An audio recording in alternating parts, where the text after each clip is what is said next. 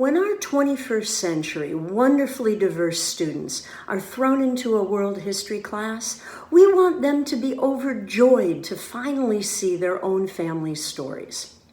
Sadly, however, the reaction tends to be more akin to horror. Oh no, an unbelievable amount of facts to memorize, words I can't pronounce, and places I have never heard of. This is going to be death by textbook and Quizlet. History, of course, is not a collection of random facts to memorize. But to a certain extent, the kids are onto something. The lessons of history resonate if you see yourself in them, or if you have the empathy to imagine yourself in the story. But what if the book, the lecture, the homework has nothing to do about your ancestors? If no one hears your ancestors' story, then to them, you and your ancestors must not be important. You don't matter. So here's the problem. The winners have written the histories. They tell the stories of their victories, they justify themselves as being superior, and they pass the stories on to their children as how-to manuals. Who are they? They are the political, social, and economic elite of their era, and they are overwhelmingly male. And yet, their stories become our histories, except that it's not everybody's story. This is what the author Chimamanda Adichie discusses in her brilliant TED Talk called The Danger of a Single Story.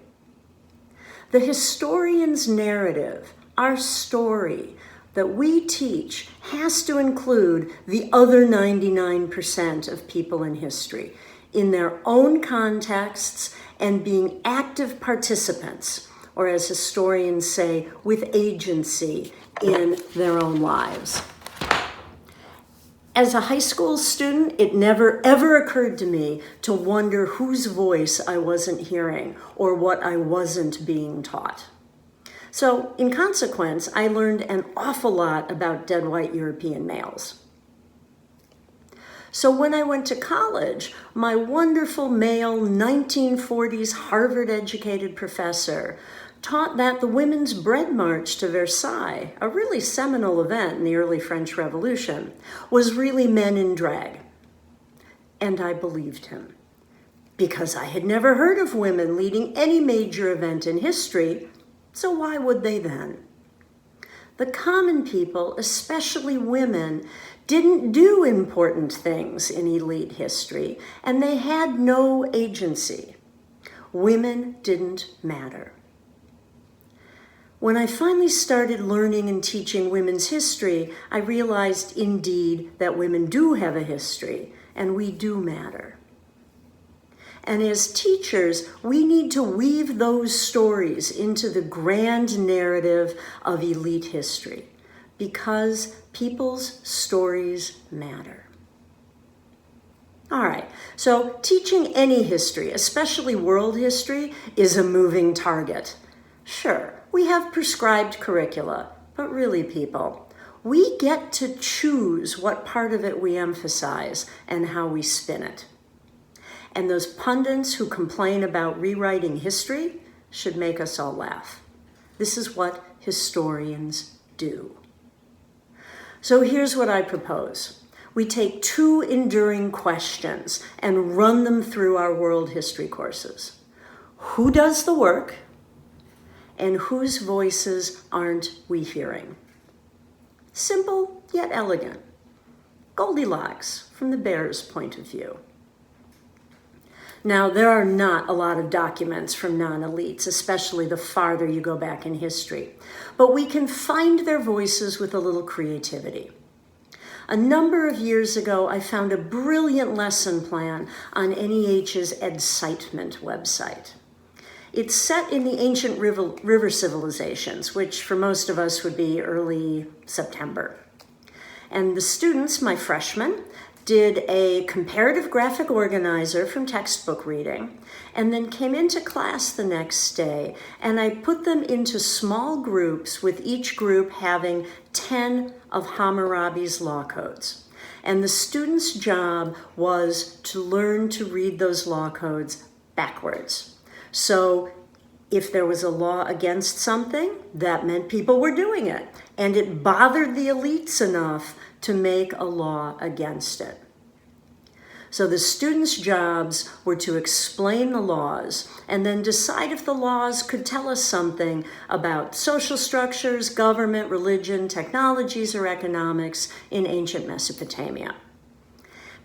There were a lot of things going on in this lesson and a lot of moving parts, but at the end, I asked my students to stop and reflect. And I asked them 4 questions. I asked them, did the laws connect with what they had read in the textbook? Did the laws challenge some of the stuff they had read in the textbook? And did the laws extend what they had learned from the text reading?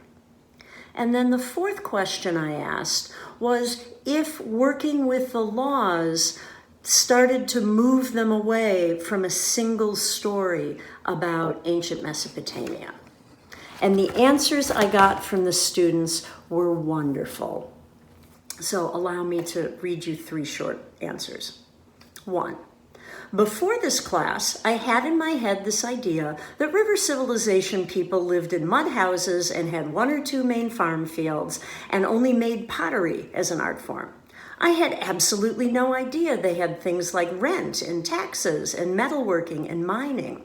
This was a really cool lesson to learn about. 2, some challenging things to think about are the fact that women's importance was based on their ability to have children. And why were women considered the same social class as their husband or father in public, but when it moved to just family or in the house, why were women looked on at the same level as slaves? 3, I underestimated ancient civilizations completely. My single story was that people started farming and trading surpluses. Of course, I knew there were slaves and a government, but I didn't see it was so complicated back then. Can I do a mic drop here? By framing the lesson as one looking for unheard voices, the students could hear the common people in the society. They had an aha moment. They recognized complexities and inequalities in Mesopotamian societies and compared them to their own 21st century world. Now, moving over to the second essential question, who does the work? As teachers, we need to set up the concept of forced labor in every society we study. And the people who were enslaved were prisoners of war, criminals, and debtors. A few months into the course, my students can rattle off those 3 things very quickly. Prisoners of war, criminals, and debtors. And as well, governments imposed labor taxes and military taxes, which meant that the communities had a responsibility to work for no pay for the local or imperial government, and also fight in the armies. Those are types of forced labor. So setting that up, we then have to highlight it for the students as we go through some of the significant results. So instead of saying, the 7th century CE Sui dynasty built the Grand Canal, highlight the workers. The Sui forced 3.5 million Chinese to dig approximately 1,500 miles of canal by hand in 12 years. An estimated 2.5 million Chinese died. And this then contributed to the popular unrest with the Sui dynasty and led to their overthrow. This information is in most textbooks, but we, the teachers, have to give it volume or the students won't hear it. It's crucially important to understand who does the work and then who benefits from the work. And to focus on who benefits from the work, we get to sugar, which is the root cause of enslaved Africans in the Americas. So pay attention to sugar as it's moved across the Afro-Eurasian trade routes and into the Americas with Columbus's second voyage. The labor that produces that sweetness is horrifically hard. The Amerindians were dying or running away. European workers and indentured servants wouldn't come to the Americas to do that work. So the sugar planters and their investors set up networks to buy already enslaved Africans, ship them across the Atlantic, and deploy them in the sugar plantations of the Caribbean and South America. So what we have here is a combination of forces and themes that we talk about all throughout world history. We have elites wanting to make money, in this case from sugar. We have an available labor source of already enslaved Africans in West Africa, prisoners of war, criminals, or debtors. We have a false European ideology that Africans have an inherited superiority to do physical work in hot climates.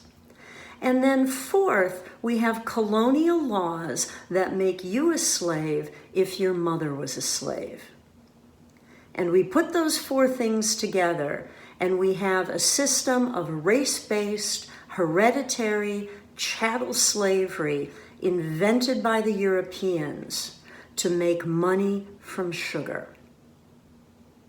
Have you had your sugar today? There aren't a lot of reliable documents from the enslaved peoples themselves, so we have the responsibility to elevate their contributions into our discussion of a global world economy and history. Another way to make non-elite voices audible is to disrupt the organization and the chronology of a textbook. So for example, instead of having my students read a 32-page chapter on 19th century imperialism, I used excerpts from 19th century novels that were written either by indigenous peoples or by authors involved in the imperial processes. So we read a chapter from Achebe's Things Fall Apart. We read a chapter from Rizal's novel on the Filipino resistance to the Spanish. We read part of a chapter from Orwell's Burmese Days. We read part of a chapter from a novel on the VOC in the Spice Islands, written by the Dutch author Multatuli, or Dekker. We watched the PBS documentary on Queen Liliuokalani fighting to preserve her sovereignty and her people. And we read Kipling's White Man's Burden, along with the African-American clergyman H.T. Johnson's Black Man's Burden. These non-textbook sources focused on the native people's actions and reactions to the violence and degradations by European and U.S. imperialists. Another way I've unpacked imperialism is to follow a couple of colonies from circa 1850 conquests to post-World War II independence in a single lesson. So instead of the native peoples being victims in the 1850s chapter and victims in the 1920s chapter, and as recipients of the gift of independence in the post-45 chapter, we see the native peoples resisting and ultimately winning their independence over 100 years in one lesson. And imperialism then also becomes the story of the victories of the conquered peoples through the longer lens of history. So let's teach the history our children need to know, one that puts their ancestors in the story with power and agency to matter in the world. Let's teach them about the danger of the single story. In the words of the civil rights icon Fred Shuttlesworth, as told to historian David Blight, if you don't tell it like it was, it can never be as it ought. Thank you.